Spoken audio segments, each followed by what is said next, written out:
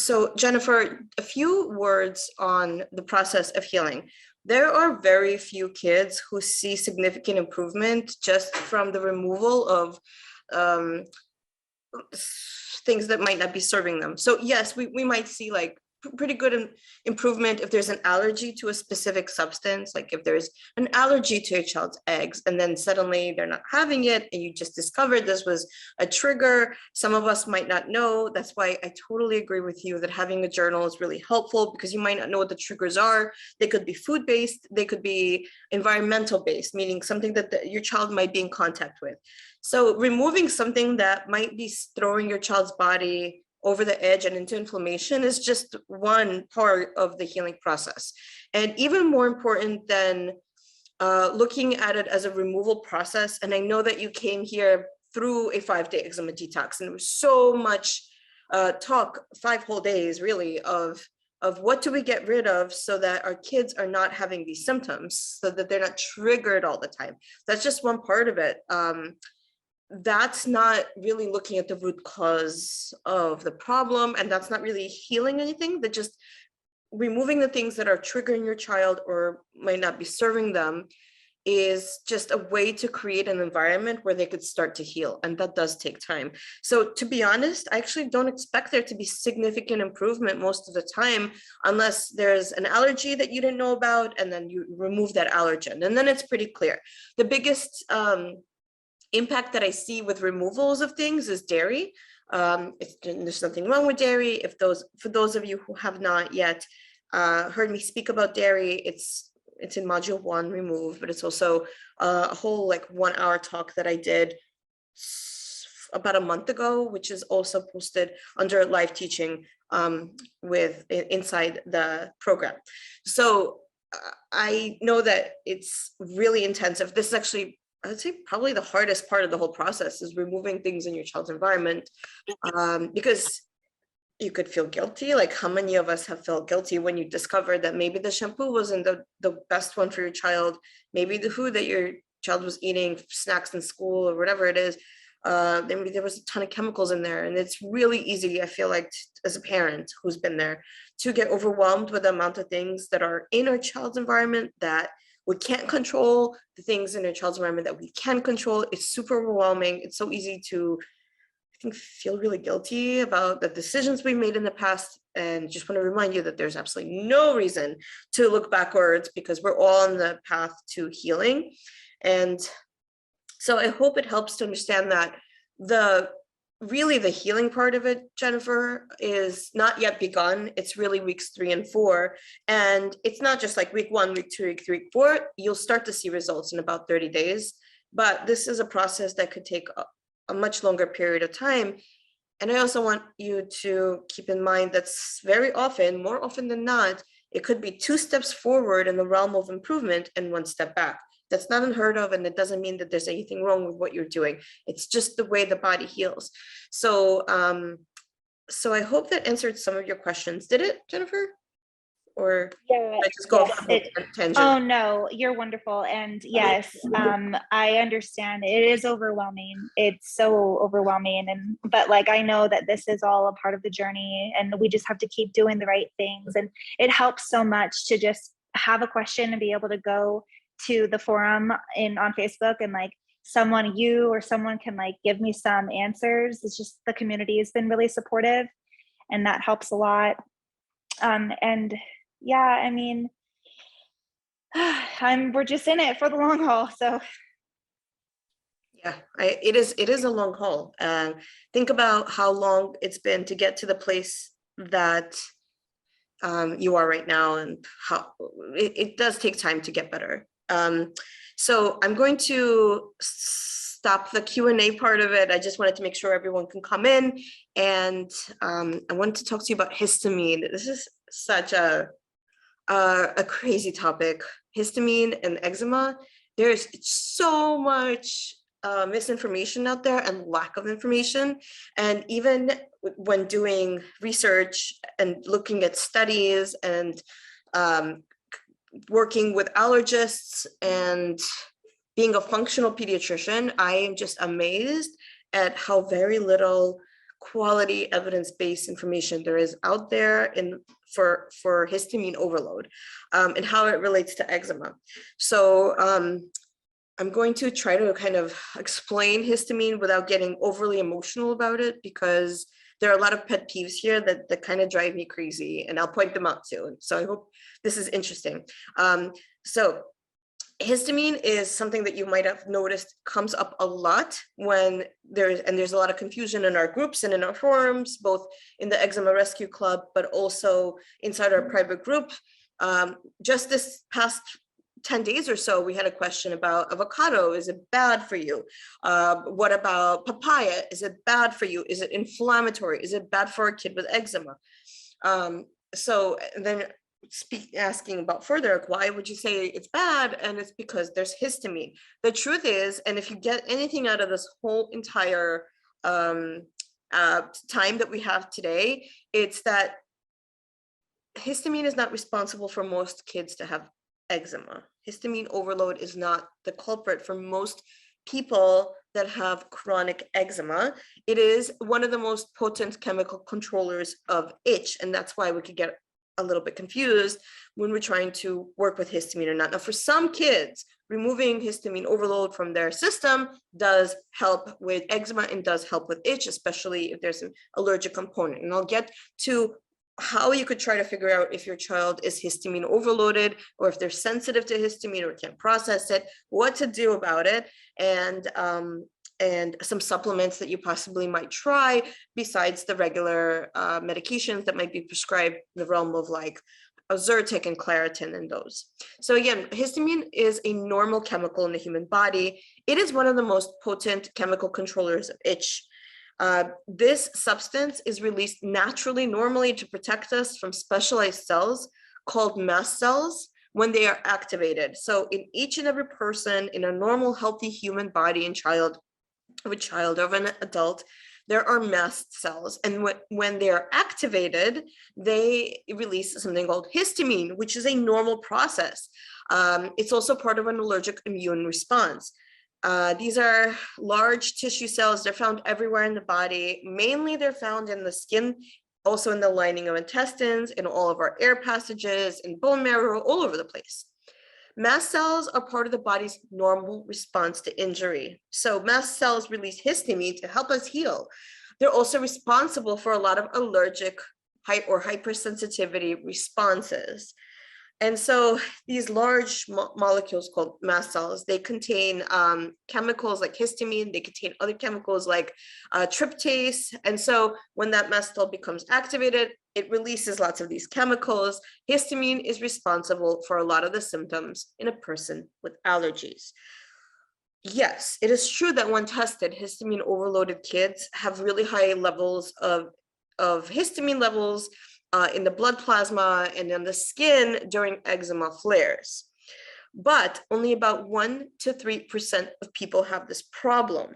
So it could be caused by a few reasons, and we'll get to that as why there could be a histamine intolerance. But the truth is that it's only 1 to 3% of people, including 1 to 3% of kids, have a problem with histamine. So when you're looking at a nutritional program to overcome to overcome eczema at the root cause, and we're looking at kids who are growing, who are thriving, who might already have a lot of foods that they can't eat, removing histamine-rich foods from their diet might not serve them. And so this is why I actually went in, if you notice, I actually changed the lesson plan because there was so much confusion about it, and I wanted to clarify it. So inside the digital program, I took all the information about histamine and how to follow the protocol, and to make it more clear, I added it to the bottom. So now there's a whole new module called right after my child is better, now what? There's a module called My Child is Not Better, Now What? So after doing 4 weeks of this protocol, and you're still like not seeing good results, things are still pretty bad, then you could consider removing histamine from your child's life and histamine liberators. And I'll explain how to do that. But for kids who are just starting on the healing journey for eczema. If you've just started module 1, if you haven't really done any healing yet, if you haven't gone through at least 4 weeks of a gut healing protocol like this or this one already, I wouldn't start with removing histamine. It is full, lots and lots of really, really healthy foods that kids love are part of that list. So many. And the most important one of all, which is ferments. And this is why I don't recommend just removing it outright and then seeing what happens. If you suspect histamine overload, and I'll explain to you what that means, then you can do that. If you are diagnosed with histamine overload, then you definitely should always follow the instructions from your pediatrician. In fact, I'm not able to diagnose and treat anybody here. I would always say that your pediatricians or your child's allergist or dermatologist, your child's own doctors are the people that should be making the ultimate decision for diagnosis and treatment. And these are just supplemental educational pieces of information that could help you try to conquer the root cause of the problem, try to calm your child's itch, try to help them get better and transform their skin. So histamine intolerance could be caused by very low levels of an enzyme called DAO, it's spelled DAO, or an enzyme called HNMT, which are enzymes that break down the histamine. So it's normal to have a response. It's normal to have histamine released from mast cells. But if you're not able to break that histamine down in the body, so it's not in effect anymore, so it's not influencing inflammation in any way past the time that it's supposed to be there, then you could have a lot of too much histamine circulating, and then you could have these symptoms. So it could be caused by low levels of DAO. DAO enzyme is located in the digestive tract. HNMT is located in the central nervous system. So if you have very low levels of these enzymes, you can't break down histamine, and histamine is just circulating in your child's body, creating inflammation where it shouldn't be. Low levels of DAO are usually, I'm not going to speak on HNMT anymore. It's mostly DAO that's linked to histamine overload. You need to break it down so it's not accumulating. Usually low levels of DAO enzyme are linked and known to be linked to very specific diagnoses like irritable bowel disease and gluten sensitivity, which both are linked to other conditions with impaired gut health. So this is not evidence-based medicine, but I would have to say that if there are a lot of digestive issues in a child, if they're chronically constipated, if they're having a lot of bloating, inflammation, if they're having a lot of diarrhea, if they're constantly complaining of belly pain, if they've had a lot of really bad reflux when they're babies, if just the digestive system is not working as well as it should, maybe they're not absorbing food properly or not growing well, those are the kids that I think could be at risk for having low levels of DAO enzyme, and therefore histamine intolerances happening as well, something to consider. So if you have a child who has normal amounts of histamine being released, but can't break it down, and then you have environmental conditions like allergy season, where the body makes even more release of histamine from mast cells, and then you have that same child having a lot of foods that are very high in histamine, what happens is all that histamine becomes additive, you can't break it down fast enough, and then you have symptoms. What are the symptoms of histamine overload? One of the symptoms is eczema or itching or rashes. Other symptoms of histamine overload, and this is important, are things like allergic rhinitis. And what that means is when it's a classic example is if it's allergy season and your child is having really bad runny nose, it's clear and watery, it's not a cold, runny nose, sneezing, itching. The classic salute sign is when you might not notice this, most parents don't, child takes their hand and they're always basically wiping their nose like this, wiping. They end up having a little crease in a few months on top of their nose. They might have something called allergic shiners, the darkness around under the eyes, might look super pale. You see tissues everywhere. So it's very mild, but it's constant. That's called allergic rhinitis, when allergies are affecting the nasal passages. Other symptoms of a child with histamine overload are seasonal allergies. So for those of you parents who are like, I know that springtime is coming and it could be spring, it could be winter, it could be summer, it doesn't matter. Different things bloom in different places and cause different sensitivities for kids that are all based on what's in the environment. It could be grass, trees, pollen. Classically it's springtime and pollen. Seasonal allergies is another symptom of histamine overload. Another one is hay fever, which is basically the same thing as seasonal allergies. If your child has been diagnosed with or treated for that, that could be a histamine overload. And if your child eats certain kinds of foods that are very high in histamine or are histamine liberators, and we'll talk about what that is in just a few minutes. Those histamine releasing foods are eaten, and then you see red cheeks, flushed cheeks, itching gets really bad all over the body, eczema gets really bad. Those are the kids that might be overloaded with histamine. The good news is that it's additive. So just a little bit of histamine, your child's body can break down that histamine properly and it's not a problem. But when it's a lot coming in and your child's body can't break it down fast enough, then you could have histamine overload symptoms. So more interesting are the non-specific symptoms of histamine intolerance. And this is what drives me crazy, because a lot of these child can't really explain it to you. A lot of them could be linked to other illnesses. This is why I definitely can't, like, even inside the group, diagnose anybody and say, well, maybe it's histamine intolerance. These are very, very non-specific symptoms, meaning that many different syndromes, illnesses, diseases can cause these symptoms. So they are bloating, diarrhea, headaches, flushing, rashes or hives or urticaria, eczema. For older kids and adults, mostly, not really in younger kids, it could be arrhythmia, which is irregular heartbeat. Could be low blood pressure, which most of us won't know because we don't usually test blood pressure in kids. It could be wheezing is a big one. It could be a runny nose or allergic rhinitis that I mentioned, watery eyes or allergic conjunctivitis, swelling of the hands and the lips. By the way, if you ever see a child have swelling around the lips or the tongue or the lips, that's an emergency. You need to contact your doctor right away.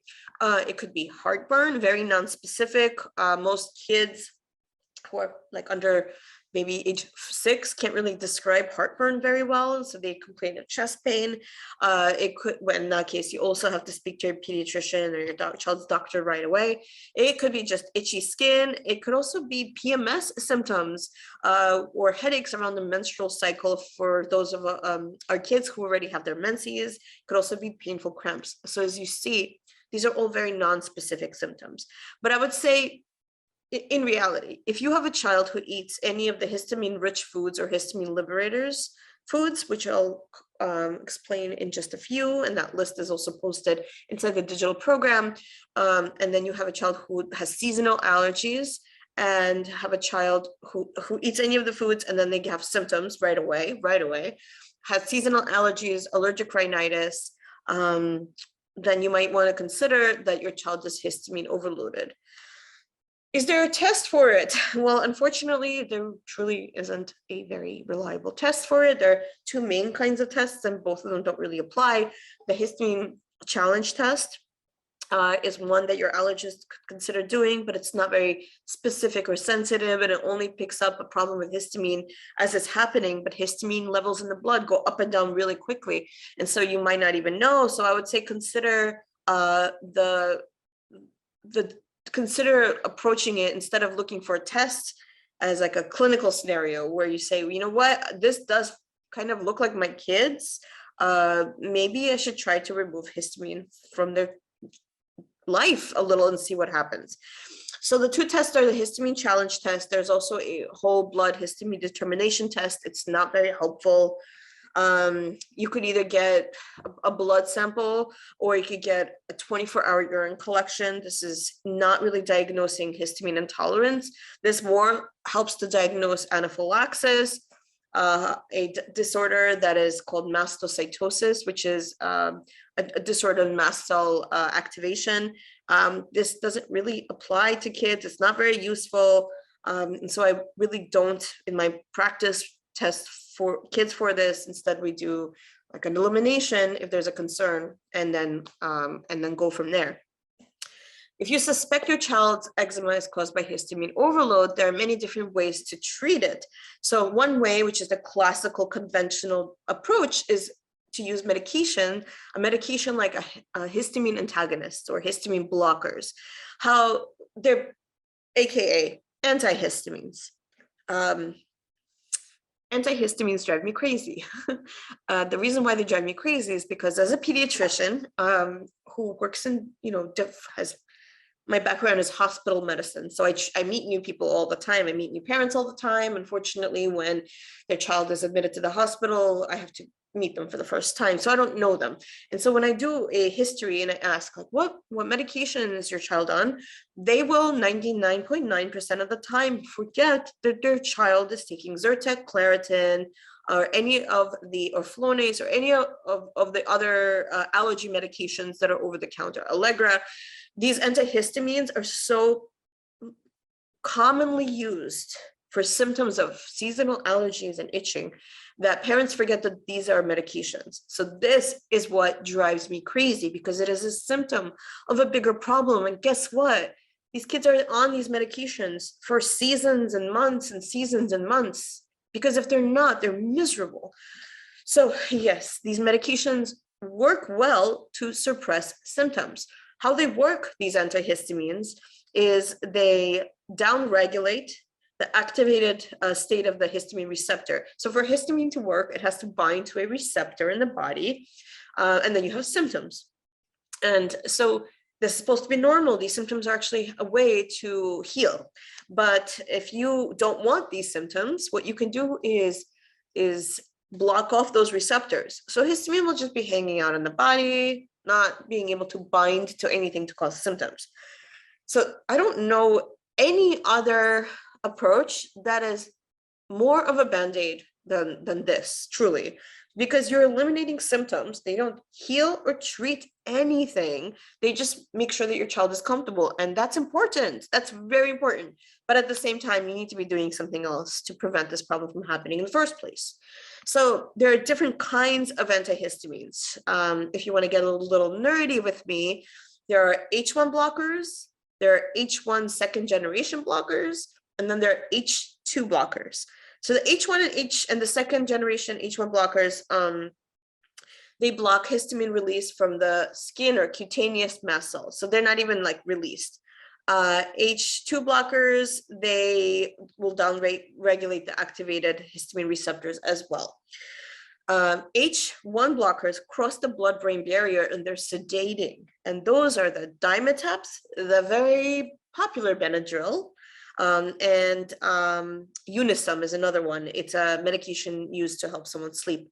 So these are H1 blockers. They block the histamine receptor, the H1 histamine receptors, but they also cross the blood-brain barrier and they make your child drowsy. They work really well. They work really well to stop the itch. And that's why in a hospital setting for emergencies, for hives, we want to stop histamine activation. Right now, we need to stop the hives. Right now, Benadryl is the way to go. I would consider this to be one of the more important life-saving measures, but to use this medication every single night, that's even in conventional medicine, that's not done anymore, because I mean, you can't really have your child on medications that go directly into the brain. This is what I mean by crossing the blood-brain barrier, so that they can not itch overnight, every single night, but it will also sedate them. And our kids are growing and they need their brain to work optimally without needing to be sedated all the time.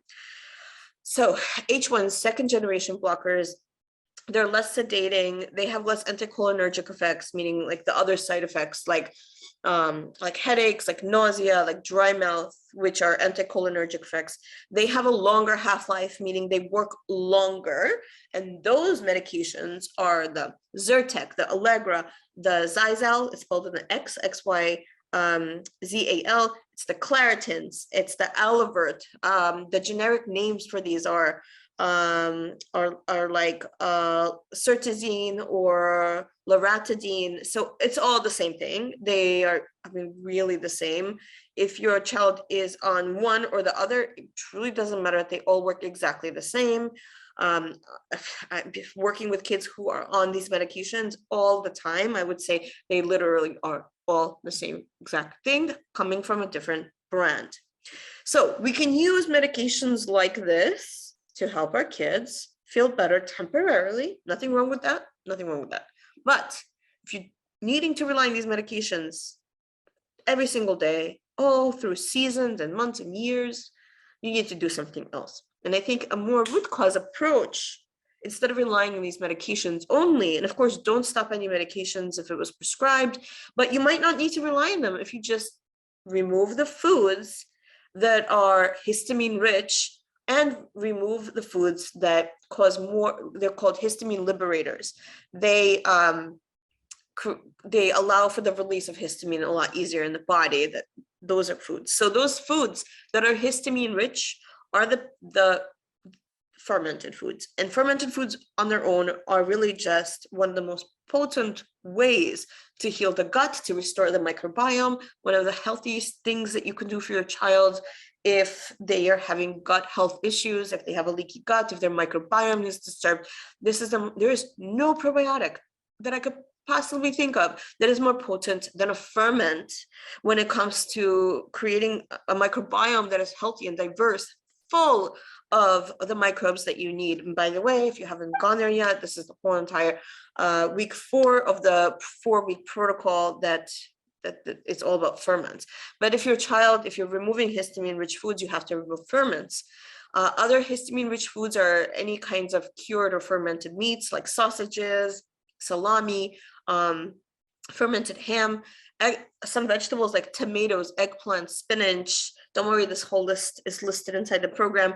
Citrus, vinegars. The vinegar that has the least amount of histamine is actually apple cider vinegar.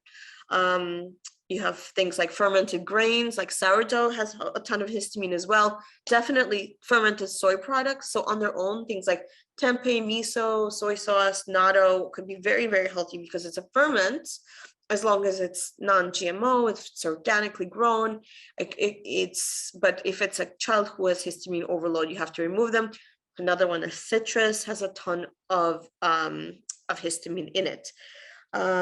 What did I not mention? No, I mentioned all of them. And then there's histamine releasing foods, the histamine liberators. And these are the good, this is like the good stuff that you don't want to just remove from your child's body because our kids love it. And these are very kid-friendly foods. And if you're not suspecting a histamine overload, then what's the point of removing things like bananas, real chocolate like cacao, nuts, cow milk, which we did remove, but if you're bringing it back, consider this is a histamine liberator. Things like papaya, pineapple, they're all histamine liberators. So that's one approach, is if you're concerned, you need to remove the things in your child's environment that you can control for. Still not a truly completely root cause approach, because the root cause approach will be is really to create balance in your child's life by healing the gut. So if you can't use ferments to restore the microbiome of gut health, the root cause of this whole issue, then you might need to rely on certain types of probiotics. And so it can't just be any old probiotic. You need to switch to a probiotic that doesn't evoke a histamine releasing response. The 2 brands of probiotics that I think are one of the better ones are Smidge. That's one that I really like. The other is Seeking Health, Probiota Junior. All this information and like where to get it, and there's no affiliate links in that program, are inside the module called My Child Is Not Better, Now What? And it's all about histamine. So you can switch, you could use probiotics to heal the gut. You do need to consider continuing to use foods that help heal and seal the gut lining. Remember, DAO enzyme, which will break down break down all the histamine in your child's body. It comes from a healthy gut lining, and that's why you do need to use stocks and broths, but you have to remember that the stocks and broths are a little different when it comes to histamine. So if you're on week 3 and you're starting to do the stocks and broths and using them every single day to heal and seal the gut lining, you want to instead just stick to stocks. Stocks are the foods that have a shorter cooking life. They're simmered for periods of like 20 minutes to 4 hours. Do not use pressure cookers. They do include meat and bones. They're really easy to make. This is why I like them. And they have a lot less histamine than bone broths, which are the things that are this very similarly made with bones and the meat. But at the time of cooking is about 4 hours to 48 hours. So stick to stocks instead, or, and this is like less popular, but very effective, you can actually give your child food that has a ton of DOW enzyme. So I would say this would be better than any other supplement that I could recommend. It's to use foods that have a lot of DOW enzyme.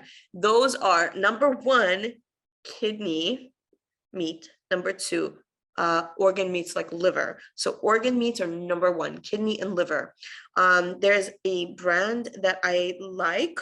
I actually linked it. It makes liverwurst sausage. It's basically liver sausage that tastes really good, and you can add it into your child's diet to actually replace DOW as like a supplement. You also want to make sure that things like copper, B6, and vitamin C are optimal, so that your child's body can actually make DOW.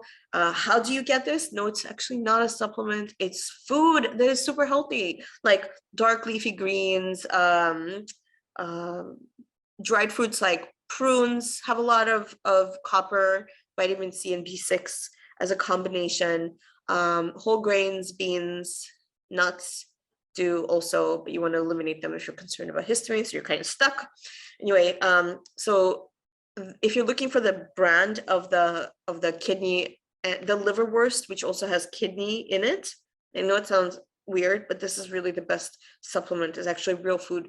It's grasslandbeef.com, and they have a grass-fed beef liverwurst that is excellent. You can also, and this is not something that I would recommend doing for younger kids, but you could actually block histamine response with a supplement. This is a supplement only made for older kids and adults, and it's called Histamine Block by Seeking Health. This is actually not my go-to solution. My go-to solution is instead to use herbs and botanicals to calm the histamine response in the body. And so you've heard me maybe mention before D-His Jr. and Sniflex. These are really great supplements for kids who have seasonal allergies, things like allergic rhinitis, hay fever, because they have a combination of herbs, flavonoids, antioxidants, proteolytic enzymes, which break things down in botanicals. It's both of these are a comprehensive way to support kids with seasonal allergies that are caused by like environmental triggers. The main ingredient in both of these supplements is quercetin. It's a really powerful flavonoid that supports a healthy histamine level. They both have bromelain, which enhances absorption of quercetin. It also supports mucosal tissue health, so it's not overreactive when you have like a runny nose all the time. Stinging nettles helps balance hyperimmune response. Response is not like over the top. And N-acetylcysteine clears the airways. It promotes normal viscosity or thickness of the mucus. So both of these, the D-His Jr., which is for kids who are over age 12, and Sniflex with NAC is for kids who are over 2. They really do need to be used for about 3 weeks to a month to see good results. A lot of kids in my practice who I know have a lot of problems with seasonal allergies, and maybe all through spring they're wheezing, they have asthma or reactive airway, and then they also have eczema, and it all gets worse during certain seasons. I put them on this right before the season starts.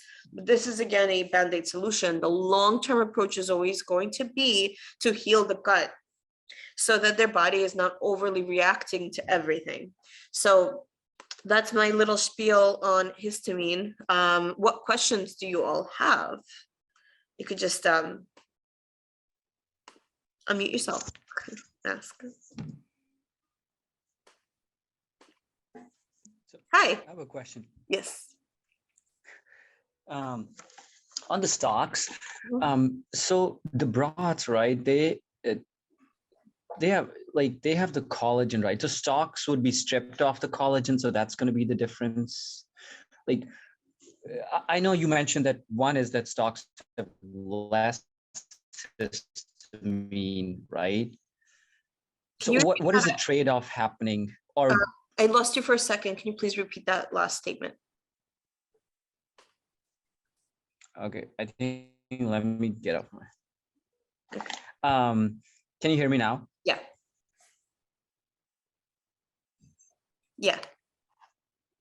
Yes. I don't know. Can you hear me now? I'm just Yeah. Yes, we can hear okay.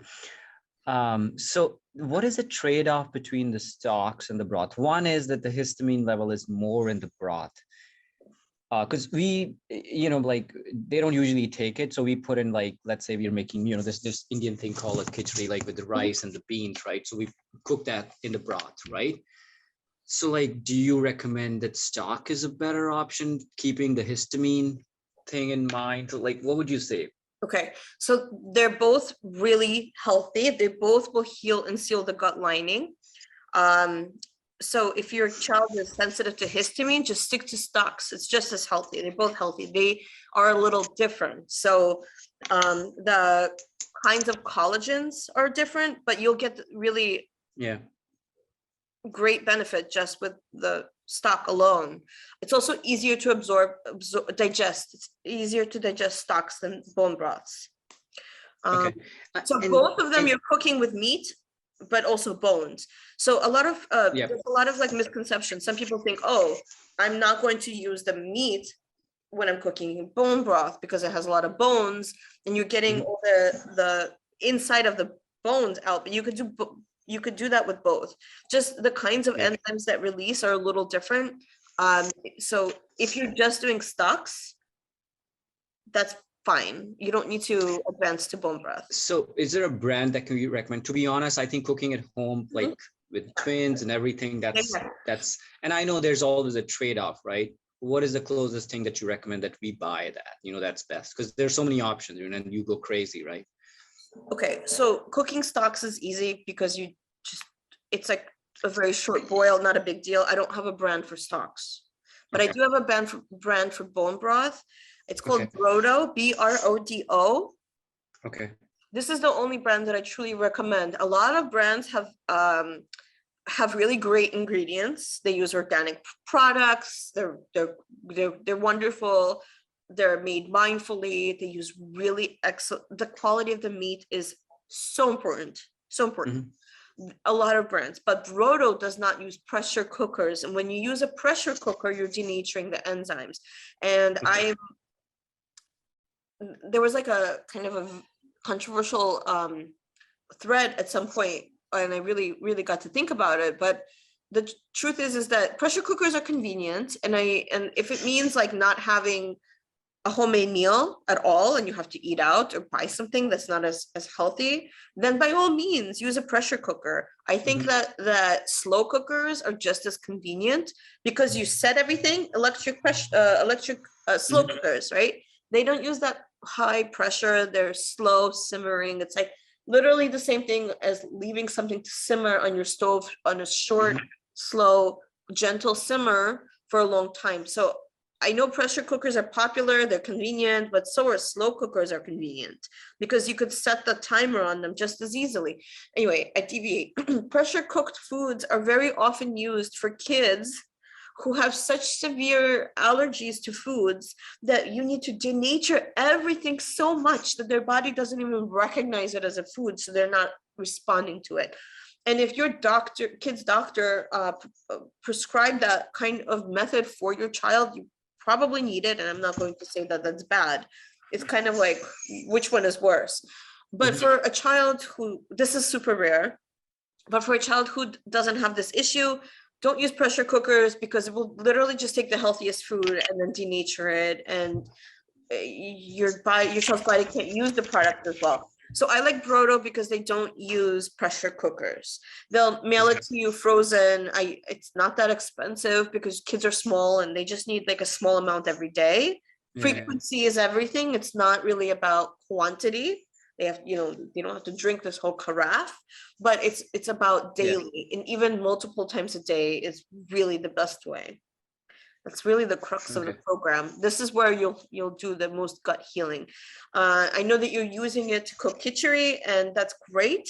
So that's wonderful. They'll get great effects from that. And if you could also have them maybe have a few sips, maybe drink a quarter cup of it between meals or before a meal, this is the best way to use stocks and bone broths.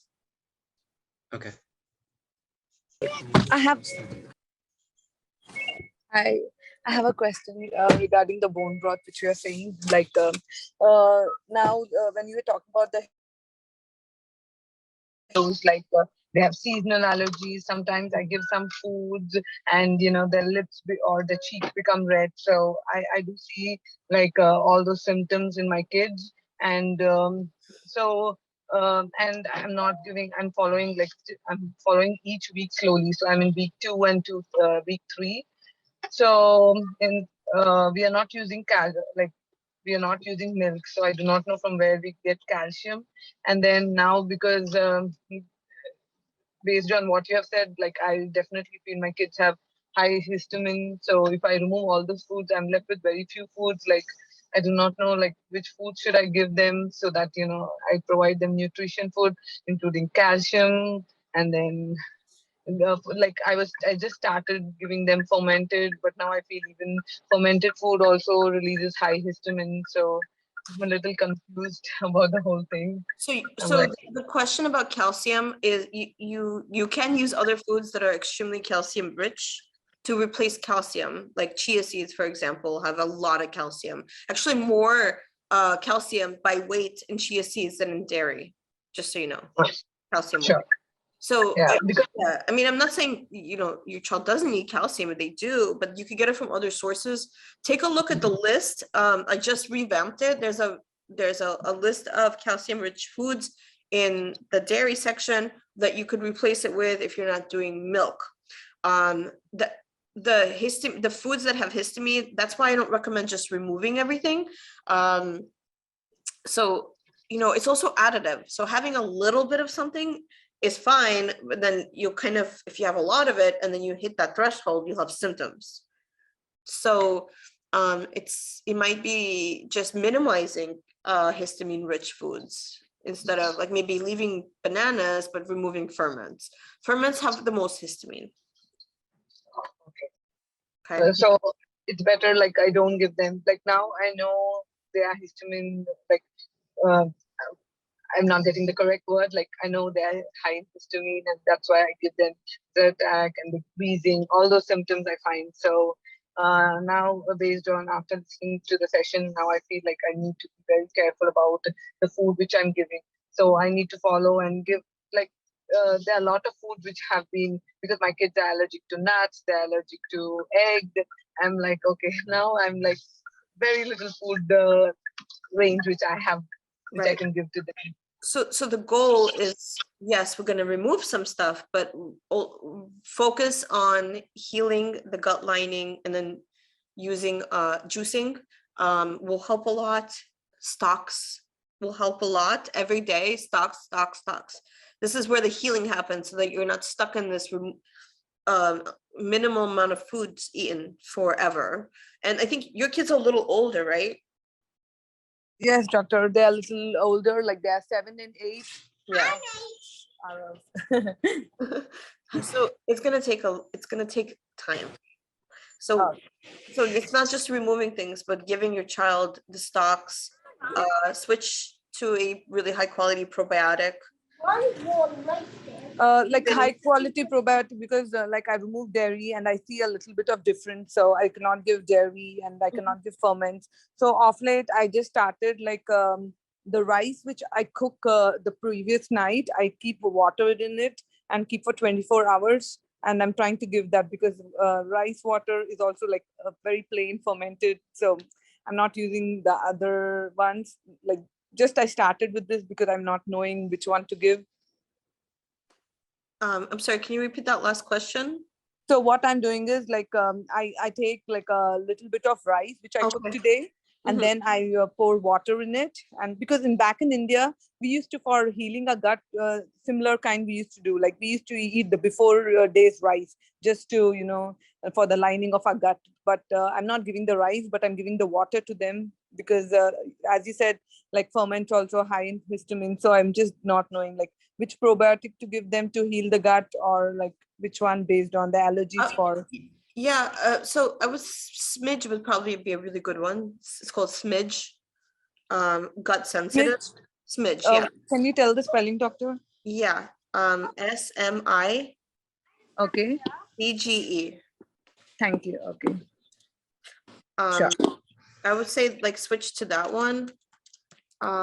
It's the one that I think would be best is Smidge sensitive. Because it's specifically for kids who have histamine overload. And it's very high quality. Sure, thank you. Thank you so much, doctor. Yeah. I have a quick question. Yes.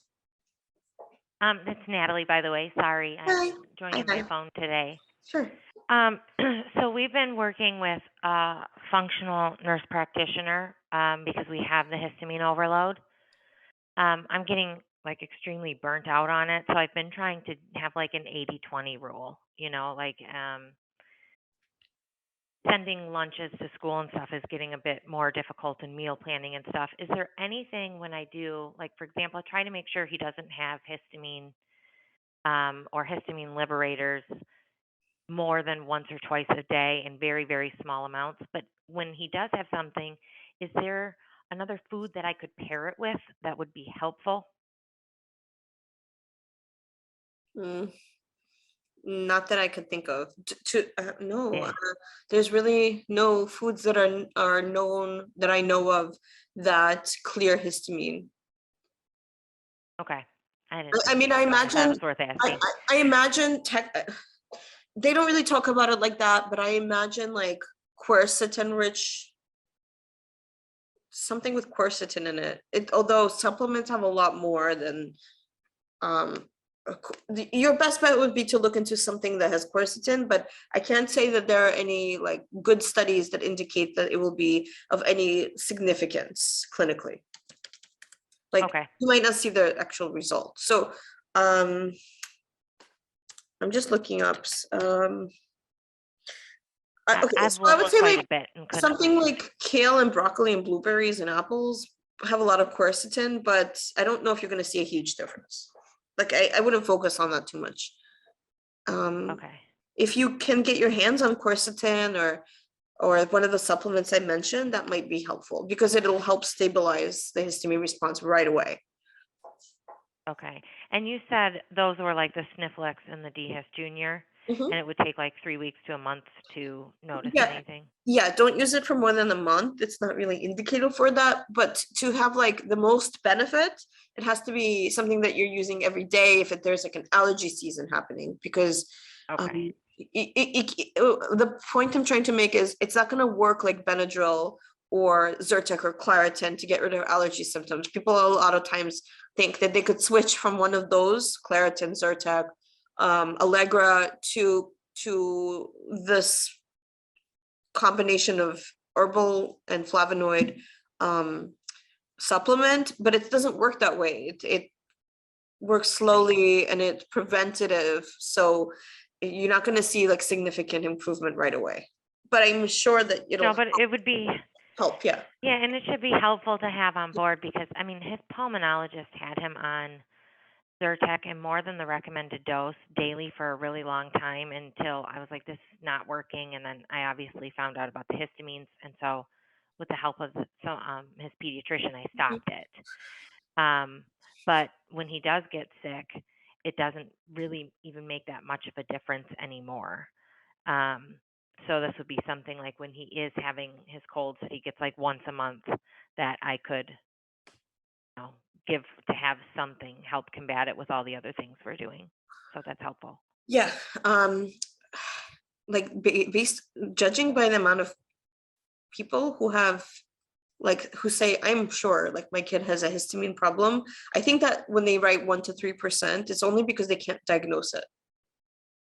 Like you Yeah, cannot take, yeah.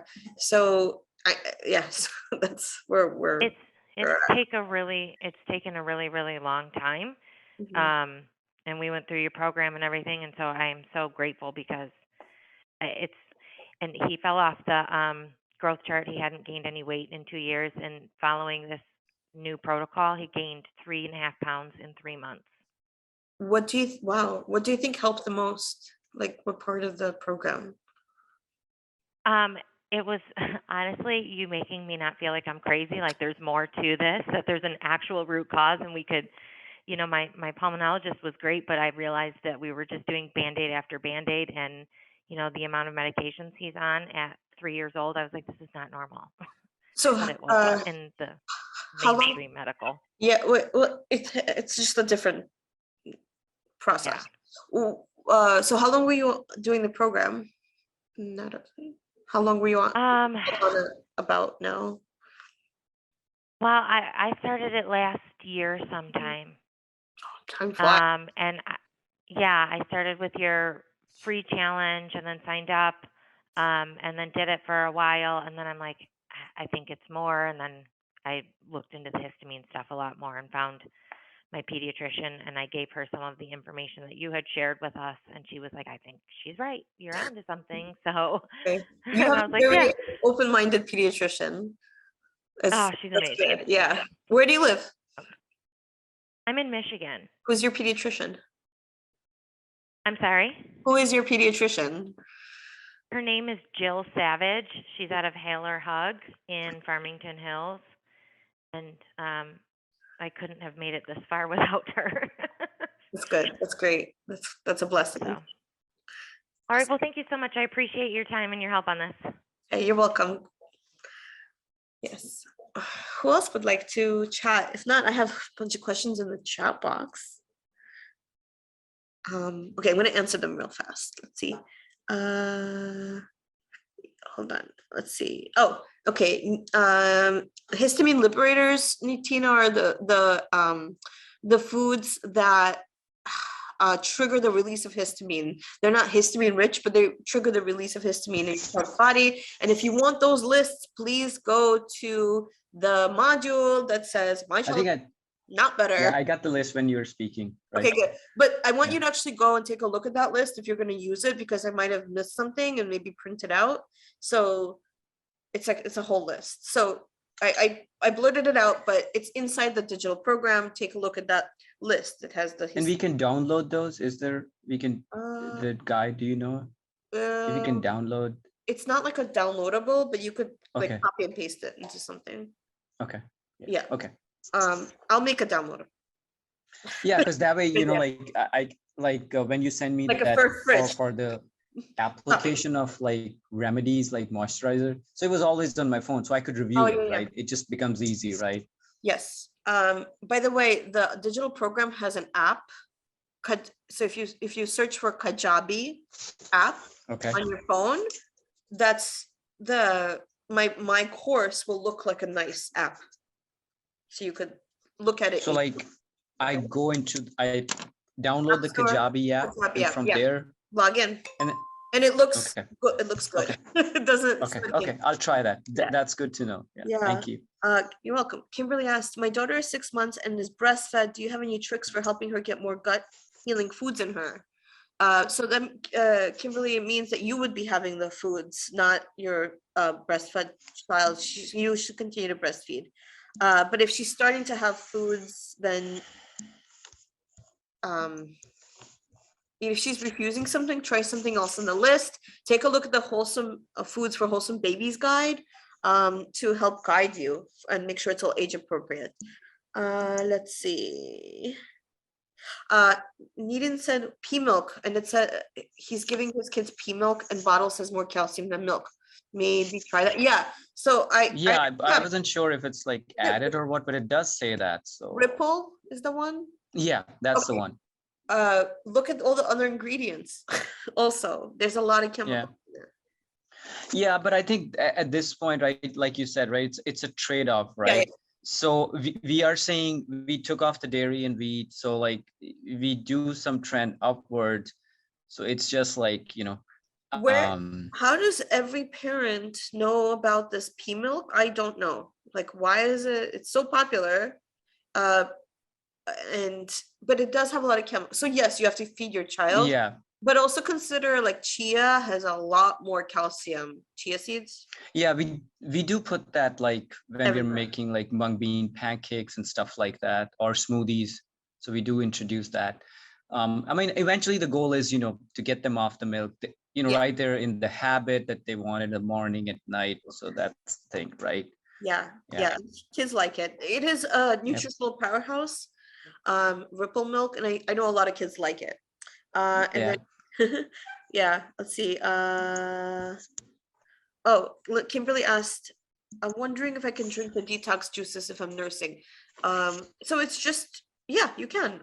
It's just juicing, and if you're nursing, yes, absolutely, you can. Aranya asked, you mentioned beef liver for Dow deficiency. We don't eat beef. What can I give my child instead of beef liver? Any vegetarian option? So beef and kidney are, sorry, liver and kidney are very powerful for Dow deficiency, but I guess you can try oysters. No, not oysters. You know what? I don't think there's any other food that is very big on Dow that's vegetarian, but I will take a look for you and get back to you. Not that I could think of. No, I'm sorry. I'll get back to you if we'll do a little research on Anaya. Okay, who else has questions? Hey, I have a question. Yes. Hi, in talking with the whole putting the Band-Aids as we're trying to stop the Band-Aids and get to the root cause of things, what are your thoughts on allergy shots for environmental? Yeah, I think that it could be helpful. They're not, they're invasive, Right. sometimes they're necessary. So I suggest, if you're going to go that route, make sure that when if you choose to do that, you really trust your allergist. It could be a difficult road ahead. They're invasive. They're not going to be pleasant. A lot of times they're going to be symptoms. They're effective. If it's severe, then the benefit might outweigh the risk. So these are like going every single week to get shots. A lot of offices that do this also have someone called a play therapist that helps your kids cope with the fact that they're getting so many injections and all the symptoms that may happen afterwards, to get them sensitized or used to that allergen. So it might be helpful. Of course, it's never the first, way to, it's never step one, but it could be helpful, especially if there's like really bad reactions. A lot of times that's done for like anaphylactic reactions to help prevent anaphylaxis, which could be deadly. So I think that it's important, but make sure that you like really trust your allergist decision. That's Like, the problem. We be just to yourself. started. Yeah, we just started. So it's like I have such the history with my kids that I don't like doing the invasive, and I'm trying to pull away. But like, others have experienced, they look at you like you have three heads when you say you're doing more of the natural, which she was open and understanding. I just have never gone this route. So I'm like proceeding with caution, but her environmentals are class 6 and her IgE was over 12,000. Yeah, it sounds very appropriate. Yeah, that sounds very appropriate. And like sometimes it's what's needed, because the risk is too high. I would do it for my child if she had those values. Okay. And because there's not like the worried about like the preservatives and stuff and allergy shots, is there that you know of, or it's just a matter of reading labels as it with anything else? Because we have high metals in our system too that we've gotten tested for. So that's why I'm nervous. But the risk is anaphylaxis, right? Sure. I know according to the blood tests, That they did their class 6 on some of the environmentals that where we live in Florida. What are the, is it foods or We have environmental? both. We have the environmentals are what the shots that she's looking for, because she feels that is triggering the other stuff to be high levels. That's pretty high, and that's probably I could see myself choosing to, even with the preservatives and everything, to Considering that as an option. Yeah. Okay. Thank you. Yeah, you're welcome. I hope it helps, and I hope it's a. I just need validation and confirmation, like it's okay. Yes. Yeah. And the Brodo broth is great. Whoever asked about that, we ordered it, and she, she's drinking that better than if I had handmade it. So it is really good. And just to clarify, it's a bone broth. Yes. Not a stock. And they have one vegan one. I know it was out of stock, or I would have gotten that one in the combo, but the chicken one we did, they like. So kids like, something could be really healthy, but your kid won't want to eat it, so it's not going to work, right? That's the realistic step. But Brodo tends to be very well accepted by kids who are picky. Mm-hmm. Yeah, she definitely, even using it to make soups and stuff, but she'll sip it plain too. So that was good. Thank you. You're welcome. What other questions do we have? Anybody? I have a question. Just like one of the member asked that we do not have beef because we are Indian. So can we have goat or lamb liver or kidney? Yeah. Yes, you can. Yes. That's what the question was. Other animal. Yes. Okay. Liver. Any kidney. Organ. Okay. Yes, absolutely. Yeah, because we have access. We eat chicken and goat mostly, and we do not eat others. So if we can eat goat, chicken liver, perfect. Oh, sure. Thank you. Thank you so much. Yeah, Okay. I thank you for clarifying. I missed that whole part that there's other animals with organs. Sure. Yeah. Yeah. Great questions. Oh, lamb liver. Oh, I see the question now in the chat box. All right, great. What other questions? Anybody else want to share how it's going? Ask about anything? I want to share my experience. So remember last time in the group I posted about my son, his teeth becoming black. So then we found out it's the vitamins which he eats, the Flintstone vitamins. Whenever he's having the Flintstone vitamins, that's creating that discoloration of his teeth. So we stopped it. But then I was thinking, is there any like vitamins which we can give? Because I do not want to give gummies. How old is your child? 8 years and 7. I have 2 kids. Yeah, Mary Ruth's has a liquid multivitamin that you can try. Mary Roots, okay. Mary Ruth's, yeah. It's like kids liquid multi. Sure. Quick. So yeah, so I am now on 1 month 10 days with the program, so I see a lot of difference. But my child he misses milk, so he keeps asking about it. So I'm like, should I, because there's so many things in the program, I want to give him slowly because I do not know, again it will come to one, so I'm taking stepwise. So I see a lot of difference. It's slow. What difference do you see? So the difference, what I see is earlier he used to always keep scratching. Now I don't see, like, all his around his lip area, it used to be red, and so that I don't find. So I'm thinking dairy could be the issue for him. But since I have 2 kids, for one of my kids it's reducing, for the other kid, for my daughter, it's increasing. I'm like, okay, what is the reason? Because I'm giving the same food to them. I know my daughter has mild eczema, but I'm thinking during summer she has more. It could be because of heat, I'm thinking.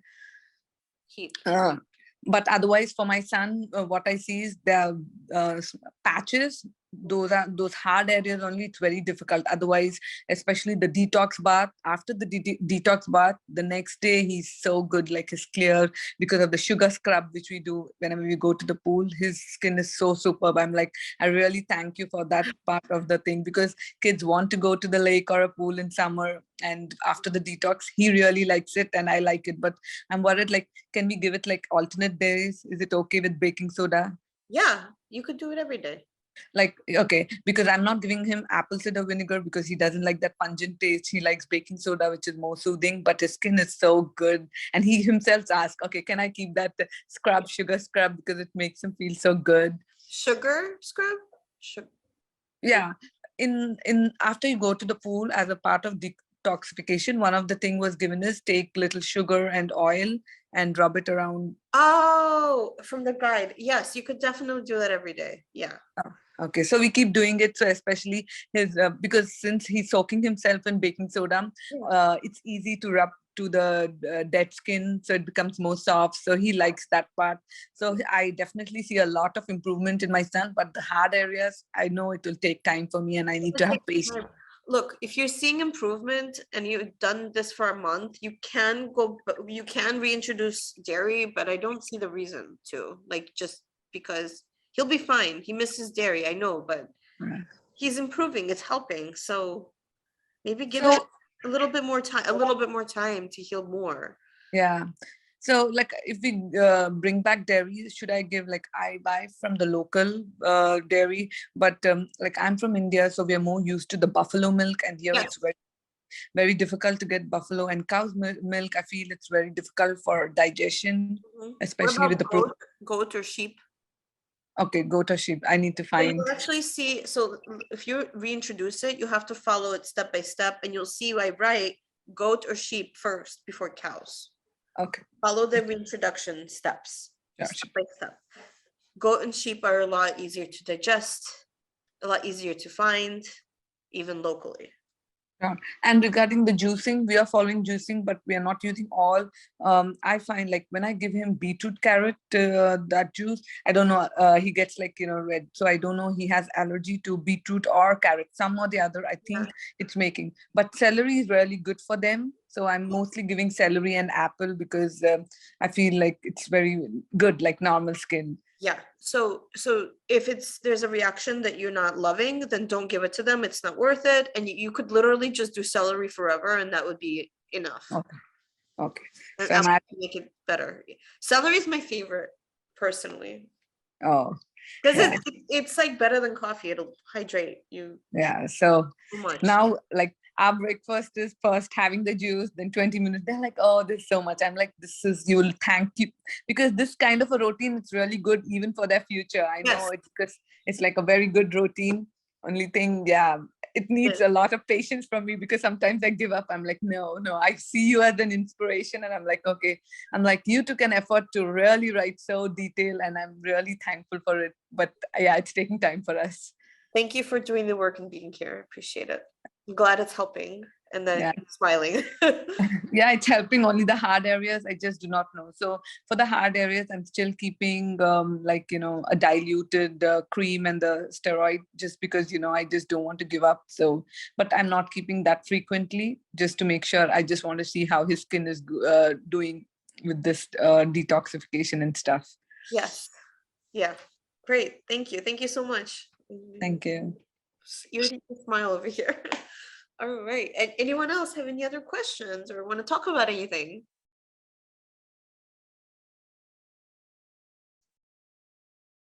Anyone else? We have a little bit more time if you want it. Okay, I'll check the chat box. No questions in the chat. Okay. If no one's asking, I can ask a question.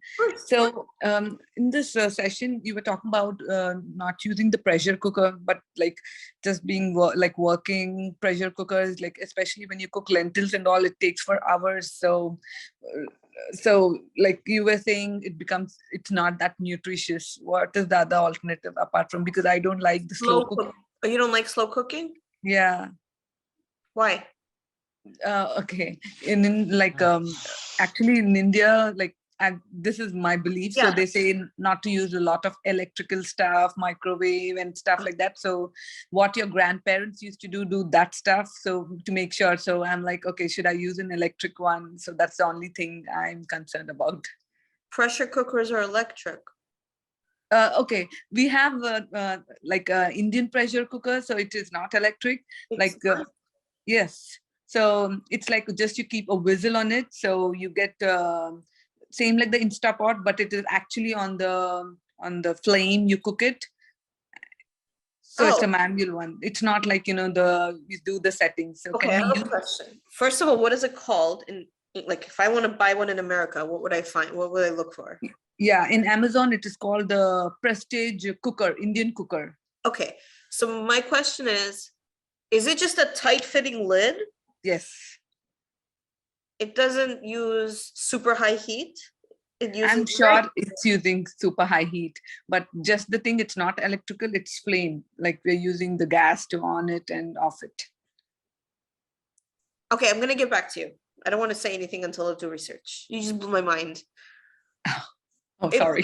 No, it's good. I had no idea. But I'm sure it is, pressure cooker is high pressure because like the rice which has to cook, if you do normally, it will take for 10-15 minutes. It will do in 5 minutes because of the pressure of the whistle weight. I'm going to get back to you. Deal? Sure. I need to make a note for myself. Hold on. If you want, I can just keep a picture of it also. I can send you Yeah, that would be great. I will get back to you so that, wow, okay. So, I mean, it's not like the worst thing if you're, that's what you're doing. I'm not saying it's wrong. Electric pressure cookers are bananas when it comes to just like, it's too much too fast. I don't know if it applies to using a flame.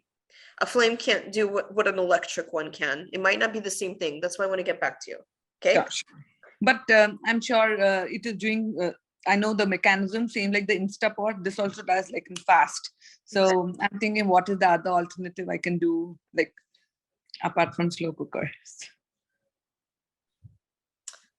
I know it's a difficult question. What if you batch cook it and put it in the freezer?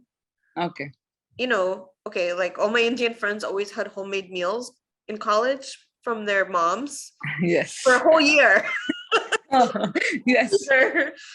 Anyway, that's another way to do it. Oh, although I have to say, as a parent with like this, job, parenting, all that, I totally feel you completely. And I'm with you. It's really hard to feed your family when you're and I only have one kid. And you have to do all the 3 times cooking, and now we have some extra, like preparing the ginger tea or the dal. I mean, so many other things. Like, I know it's a lot of work, but yeah, it's helpful. Yeah. So you're doing great. This is good. Thank you. Okay. Anyone else? Last call. Last call. Okay. If no one else wants to say anything, we're gonna go. Our next call will be on the 22nd of August, but I'm doing inside of not our private closed group, but inside of the Eczema Rescue Club, the open forum. I'm doing a 3-day itch solutions challenge. And so it's not going to be a small group like this. It's going to be August 17th, 18th, and 19th. It's going to be really heavy. It's going to be all about itch relief solutions, the different ways to approach it. So I'll be also sending you information about that. And then you could always ask me questions inside the private group. I'll be continuing to answer all your questions there. And then we'll meet on the 22nd. And so that's it. I hope everyone has a really, really, really beautiful day, weekend ahead. And I look forward to connecting with you all very soon. Bye. Bye, everybody. You are so welcome. Bye, everybody. Bye, Vamshi. Bye, Courtney. Bye, Taylor. Bye, Nitin. Goodbye. Thank you, everybody.